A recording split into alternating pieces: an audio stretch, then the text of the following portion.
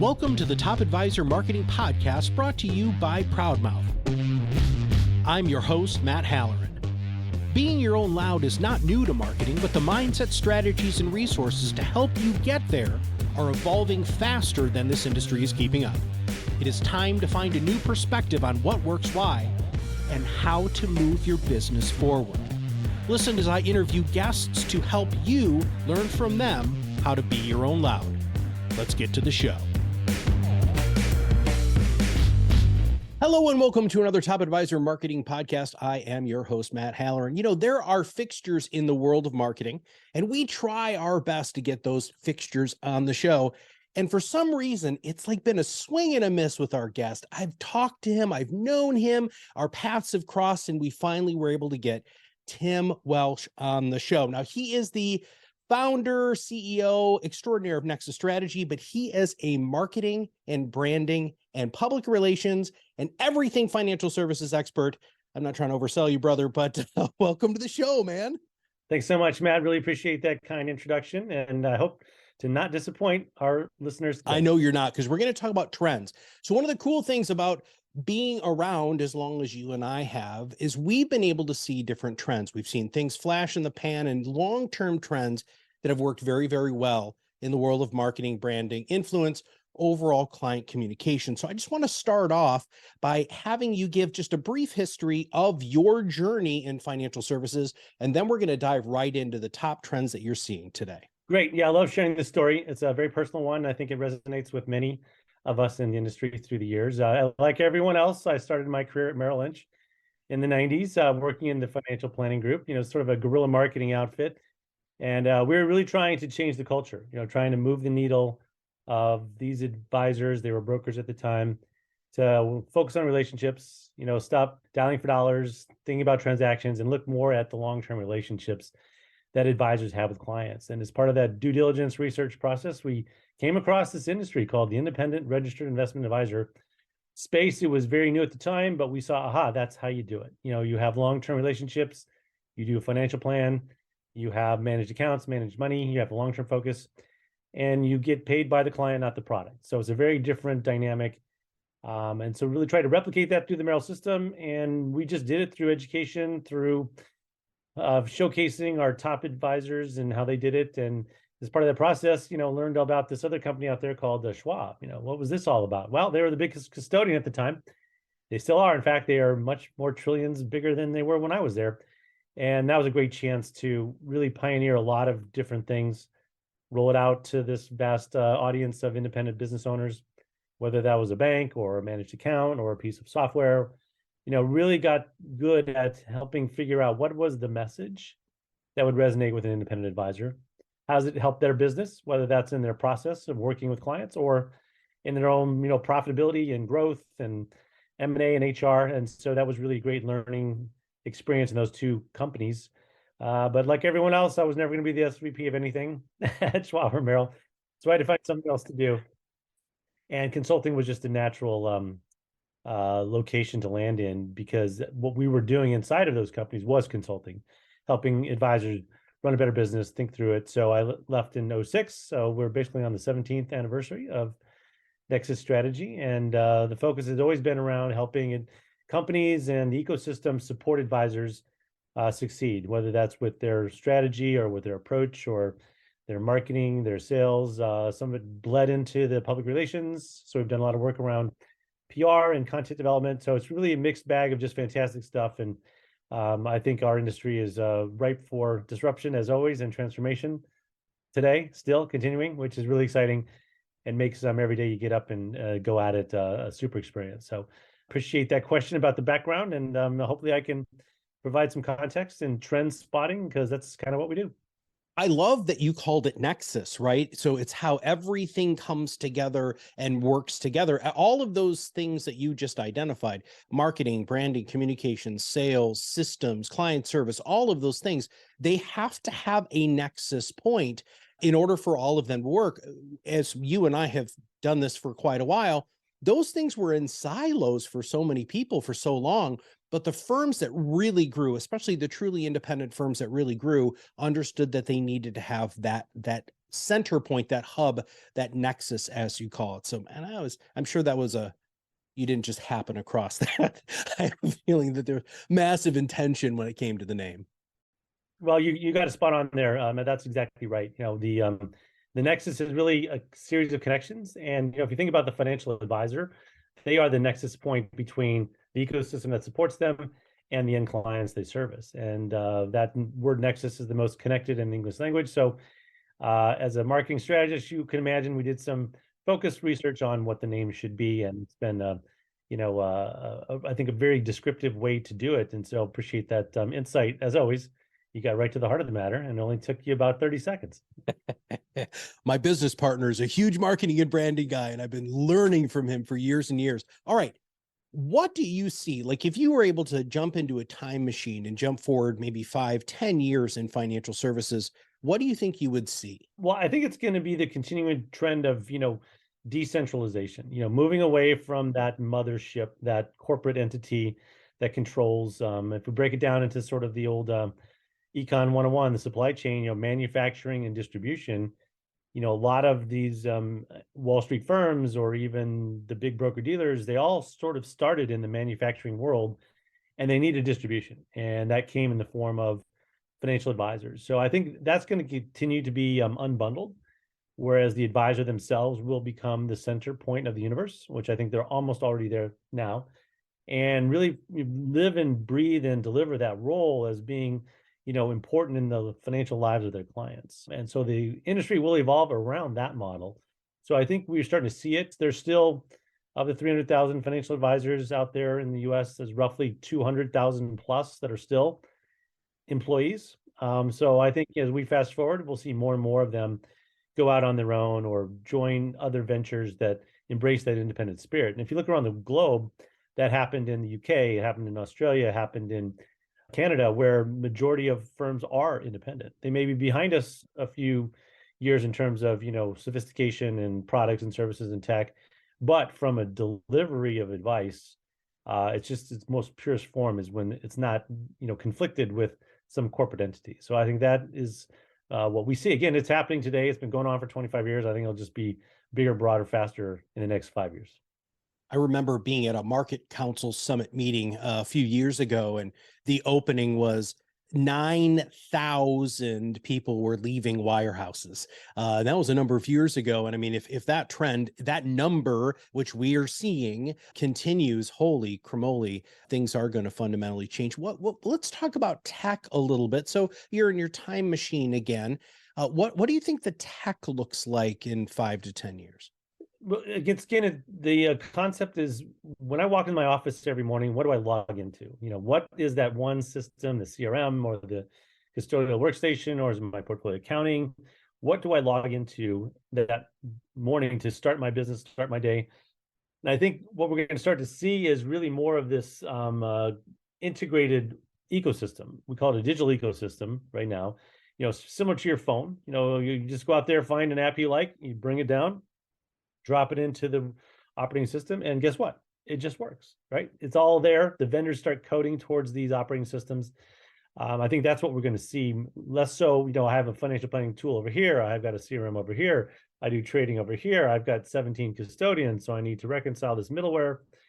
It's going to be less and less of that. It's really going to be more of an ecosystem that exists very similar to other industries that have these digital ecosystems.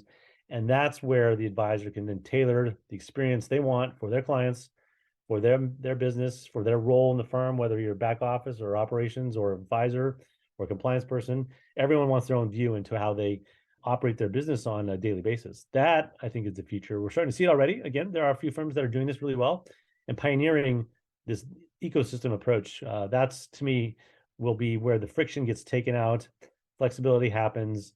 Of course, we need a lot of work on data standards. So as that evolves, and you're seeing advisors now go out and start their own data warehouse to sort of create this themselves. I don't know if that's the best way to go about doing it. Then we'll have 17,000 different data warehouses, and that doesn't help anybody. But I think, that's really where the trend is going, what we'll see, and the vendor community will be nimble and they'll code to it. So that's what the exciting aspect is.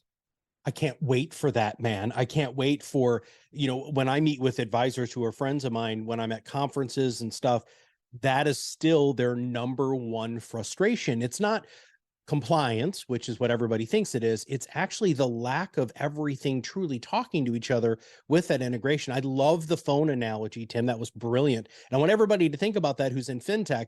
Think about what you would need to do to make it so that you could literally go to the financial services app store and download something that was going to totally integrate with whatever you log on. I absolutely love that. You know, one of the things that I think has stopped that, tell me if you think this is right or wrong, is the scarcity mindset that these companies have had, that this is my stuff and I'm going to keep it and nobody else can touch it.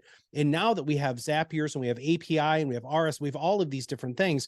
Do you think that that's actually going to hopefully accelerate that? Or do you think people are still super selfish? I mean, the one fundamental truth we know is that open is good, closed is bad. And if you bundle stuff up and you try to really keep it tight and in a closed system, advisors will unbundle your bundle every day of the week. And so we've seen that multiple times through the years, is that those big all-in-one systems really are getting taken apart. So I do think it is like a zero-sum game for some firms who think, well, if they can move the data, they can move the app, then I'll lose the client, I'll lose the broker-dealer, I'll lose the advisor, I'll lose that. I need to hard code that in and stop that from, and that creates friction, and nobody likes friction. And so I think, to your point, this open architecture really will drive it. And we're seeing that happen, because anybody's a closed system. That's kind of why advisors leave the mothership to begin with, because it's closed. I get one choice and that's it. I want to be able to shop the street, provide the highest quality at the lowest cost. And that will be the status quo. I got to think in the next 5-10 years for sure. Well, full disclosure for our audience, I've known you as a marketing guy, right? And yes, I mean, as I've gotten to know you better, I know that there's lots of different, tentacles that you have out into the financial services world. But I want to talk to you about marketing. This is the Top Advisor Marketing Podcast. One of the things that we talk a lot about here is that influence is the only marketing left. And Carl Richards recently posted on Twitter that he asked a question: are advisors going to have to become content creators? And are they really going to be content people, not as much advisors? Tell me what you think about any of that. Well, I would agree. I mean, it's all about the content that you're developing, building, because you're not going to out Schwab.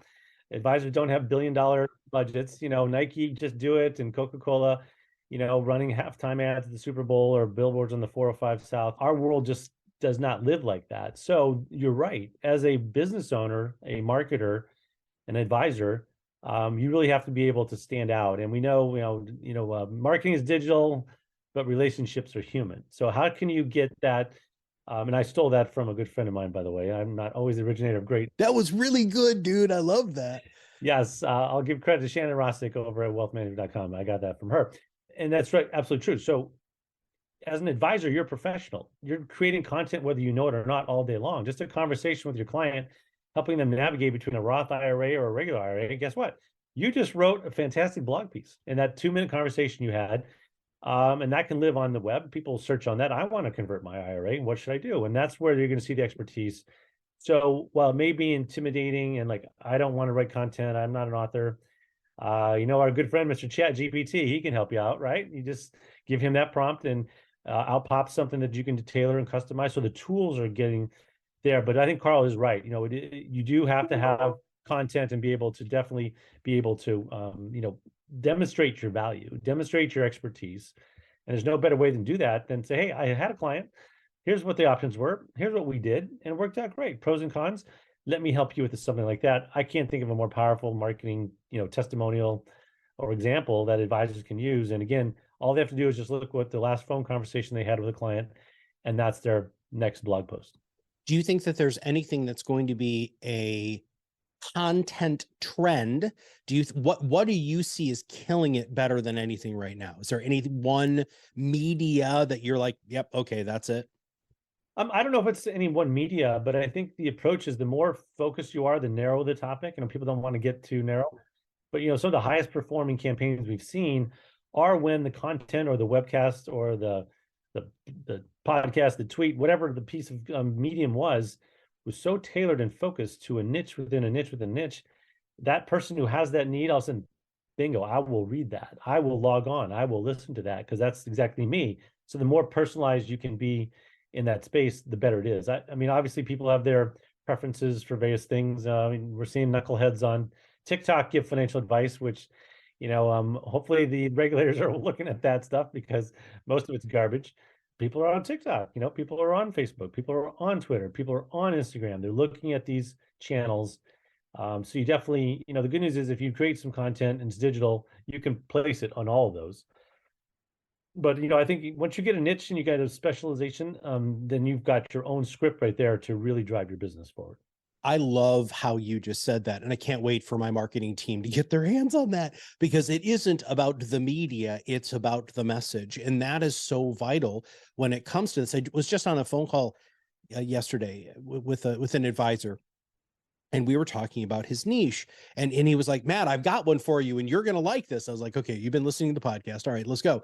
And he said, I am specifically working with Generation X, first generation entrepreneurs who have over a $10 million basically worth of their company, who want to retire in 10 years and who are in the greater Seattle area. And I was like, all right, dude, now that's a niche and a niche and a niche and a niche, right? And the crazy thing is, nobody's marketing to Generation X. We are once again the forgotten generation, and many of them have a substantial amount of assets, and he speaks their language, he understands their needs, and he's Gen X himself. So again, just absolutely fantastic. I love that. A niche within a niche within a niche. All right.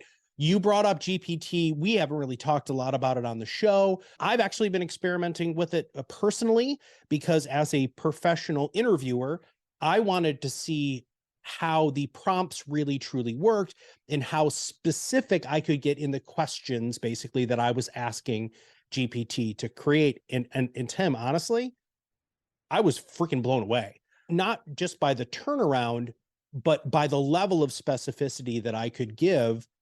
What do you think about what's going on there? Yeah, totally agree. And again, this is, round one. I think the brilliance of open AI is that they say, you know what, we've got this thing, here, take it, and just unleashed it. And it was like the fastest to 100 million users than any other thing beyond Facebook or any of those, or even Pokemon Go, outpace those to get to 100 million users. And that feedback they're getting in real time is just remarkable, and absolutely it was very eye-opening to see what it can do. And again, just like the robo-advisor didn't take out the advisor, or WebMD, the doctors, or TurboTax, this is not going to replace the humans. We know that people are funny about their money. They want to talk to somebody, or when the cost of being, they're going to go to a professional. This will just elevate advisors and give you so much more capacity and time. So if you don't know the tax citation for converting a Roth IRA for a Canadian citizen, you can type that in there and get a pretty darn good answer. That's, maybe not 100% correct, but better than you spending 4 hours researching it. That's just going to elevate your business and your expertise beyond anything. And again, this is just round one. It's only going to get better, which, actually kind of brings up some interesting discussions. Yeah. So these are the things that we worry about in the middle of the night, but ultimately, this is round one. It's just getting started, and, we will evolve. Technology has been with us forever. We'll figure it out, and the human race will survive. So I'm not worried about that. And the human race will survive. Well, it's funny. I was just talking to another advisor recently, and he was freaking out about ChatGPT. And I was like, I don't know if you remember this, dude, but I don't know, 5-10 years ago, everybody's freaking out about robo advisors. Did that impact your business? He's like, no, it's actually been great for my business. Yeah, it has, because it's the human component of it, brother. And I absolutely love that you said that. All right. Something that is consistently happening in financial services and again, I'm going to go to your other tentacles. So we'll leave the marketing. We're going to leave, basically some of the systems and some of the, tech stuff and digital stuff that you already talked about on the show. And I want to switch gears, because there is huge amounts of private equity and venture capital coming into financial services. What do you see is going to be happening with, and again, you're in the time machine. What do you think 10 years looks like? Because a lot of things are being acquired and there's a lot of money being thrown into financial services. Yeah. I mean, I think it's also the nature of the beast, because, private equity likes cash flow heavy, recurring revenue businesses. And that's the ultimate definition of advisory firms and what they do.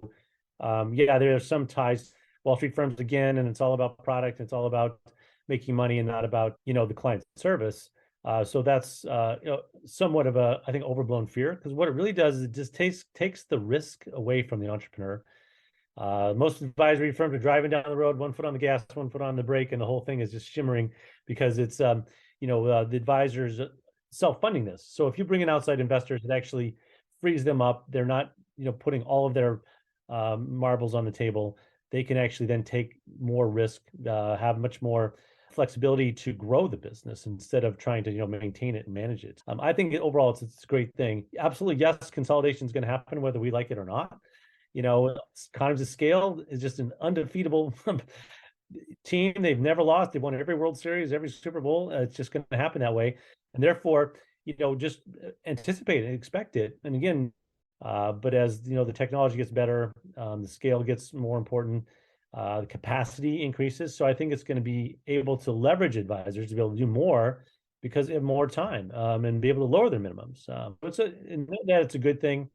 But definitely consolidation is going to happen. The demographics just say it has to. But at the same time, it's going to open up opportunities for newer entrants to come in and disrupt it and try different models. So overall, it's a wonderful thing to invest into the independent space. Well, let me ask you a follow-up to that. And I wasn't planning on asking you this, but you opened up a wonderful can of worms there. And is control, right? So a lot of advisors are absolutely terrified that they're going to lose control. Now we can rewind all the way to the tech integrations. We can talk about the finfluencers who are on TikTok who are speaking to your clients, whether you like it or not, to the way that you market and how you're messaging. All of that has to do with control.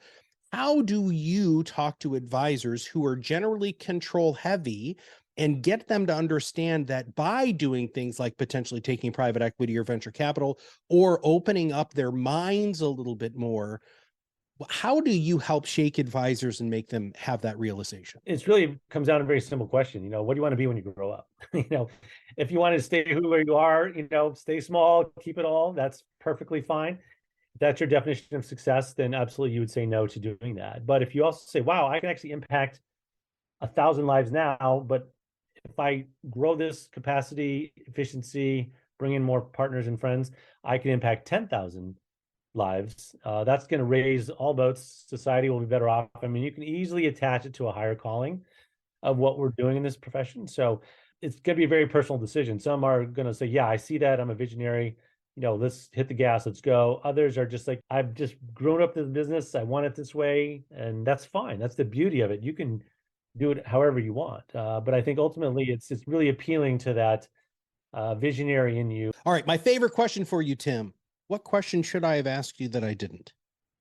How about this? Matt, the one question you asked me is, why did I leave the corporate setting and start up a independent consulting firm?